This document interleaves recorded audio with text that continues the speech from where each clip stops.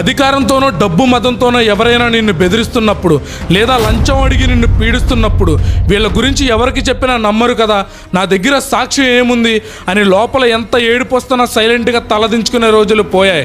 నిన్ను కాపాడడానికి ఎవరో రానవసరం లేదు. నీ జేబులో ఉన్న ఆ మొబైల్ ఫోనే ఇప్పుడు నీ పాలిట అతిపెద్ద ఆయుధం. ఒక్క మాట గుర్తుపెట్టుకో, వాడి వెనక ఎంతమంది రౌడీలు ఉన్నారని కాదు, వాడి జేబులో ఎంత డబ్బు ఉందని కాదు.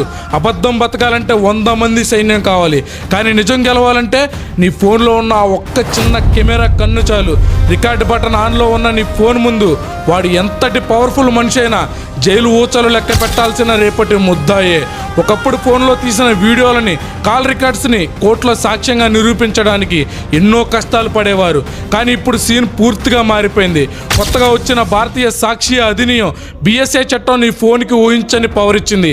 ఈ కొత్త చట్టం ప్రకారం నిన్ను ఎవరైనా బెదిరిస్తున్నప్పుడు నువ్వు సైలెంట్గా తీసిన ఒక్క చిన్న వీడియో, ఒక వాయిస్ రికార్డింగ్ లేదా వాట్సాప్ చాట్ ఇప్పుడు కోర్టులో పక్కా ప్రైమరీ ఎవిడెన్స్. అంటే కోర్టు స్టాంపు వేసి సంతకం పెట్టిన పేపర్ డాక్యుమెంట్కి ఎంత పవర్ ఉంటుందో నీ ఫోన్లో ఉన్న ఒక్క చిన్న వీడియో ఫైల్కి కూడా అంతే పవర్ ఉంటుంది.